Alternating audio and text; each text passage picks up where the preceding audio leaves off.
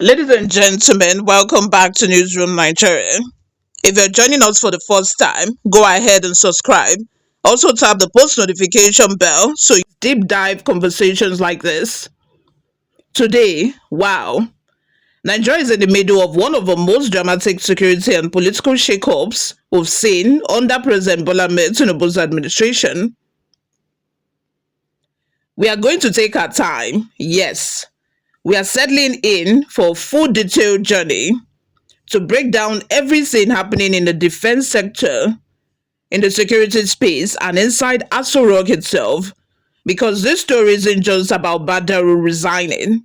It's not just about General Christopher Musa returning. It's not just about bandits attacking highways from Sokoto to Kwara to Kogi. No. What we're witnessing is a pressure cooker, a mounting national tension that is now forcing Tinubu to reevaluate his entire security architecture. And yes, we will talk about the growing calls for Tinubu to sack Bello Matawalle, the Minister of State for Defence, pressure that is now building louder than ever. Let's start from the very beginning.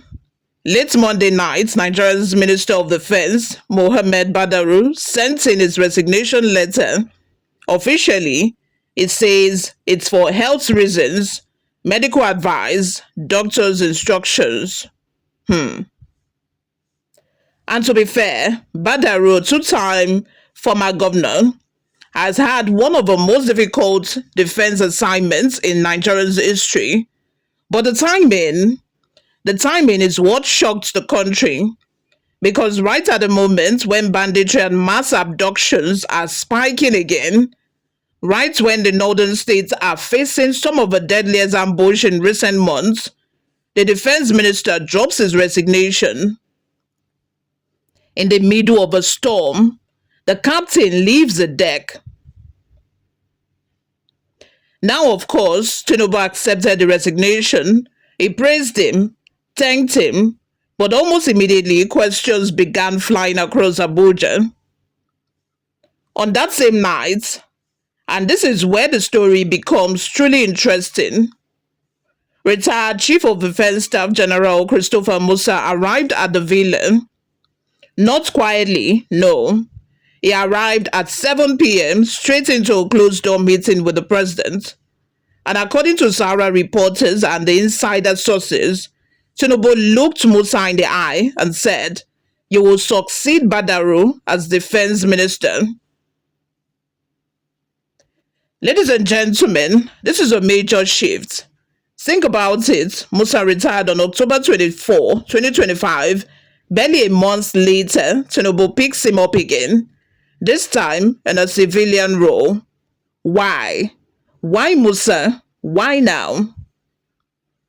Don't forget to like this video and subscribe, because the next part is where the connection starts coming together. To understand why Tinubu is rearranging his defense team with this kind of urgency, we need to look at what has happened across Nigeria in the past week. Kebbi, 25 school children kidnapped. Niger State, 300 abducted in one sweep. Sokoto, bridal convoy ambushed. Kogi, pastor and wife abducted. Katsina, 3 immigration officers killed at a checkpoint. Kwara, a traditional ruler kidnapped from his own farm. Kogi, Obajana, full-blown shootout between police and bandits commuters. And bandits, commuters stranded, panic everywhere. This is not regular insecurity anymore. We are seeing coordinated multi-state disruption. And while this is happening internally, the international scene is also eating up. Former US President Donald Trump accuses the Nigerian government of allowing Christians to be targeted. A serious allegation. Washington sends a warning. Nigeria responds by sending NSA Ribadu to the US to explain the situation. All of this, all happening at once. So imagine the pressure on Tinubu. Imagine the pressure on the defense ministry. Now, let's be honest. Whenever a crisis like this escalates, someone must carry the blame. Is Badaru's health really the only reason he resigned? Maybe yes, maybe no. But inside politics, timing is everything. And this timing aligns with something bigger. And that brings us to the man many Nigerians are now pointing fingers at. Bello Matawalle, Minister of State for Defence. For months, critics have accused him of being ineffective, missing in action, or too political to deliver strategic military outcomes. But in the past week, since these kidnappings and ambushes increased, the calls have intensified.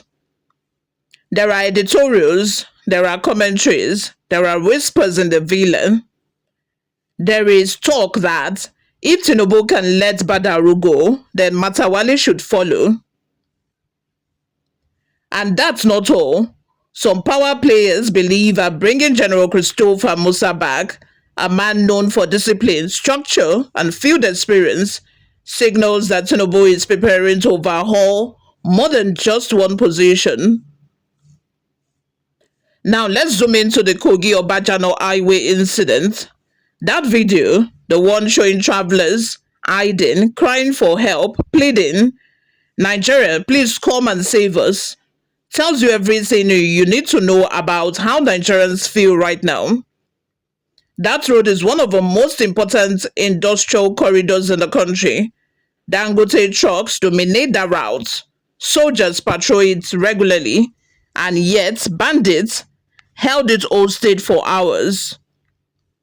This is what insecurity has now become: bold, confident, unafraid.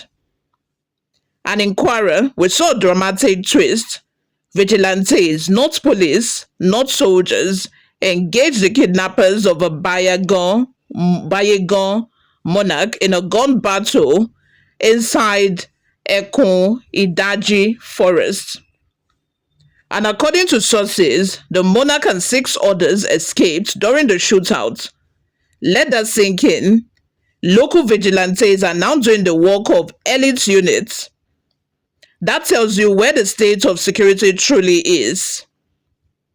So now the question becomes, is General Musa the man to restore stability? Does he have the freedom? Will the political wings allow him to operate independently? Will Tinubu give him full command? Because remember, even if you bring back the best defense strategist, if the political leadership around him is weak, uncoordinated, or divided, the insecurity will continue. This moment right here is a leadership test. Tinubu is at a crossroad. Option 1, patch the system. Keep Musa, keep Matawalle, keep the structure. Hope things calm down. Option 2, restructure boldly. Change the minister of state. Reshuffle the service chiefs. Reset the strategy. And the truth is, the country is demanding option 2. When you go online, what you listen to, when you listen to people in buses, when you read comments, one thing is clear. Nigerians are tired of crying families, tired of mass kidnappings, tired of ransom negotiations, tired of promises, tired of reactive leadership. And so, with Badaru gone, all eyes are now on Tinubu and Matawalle.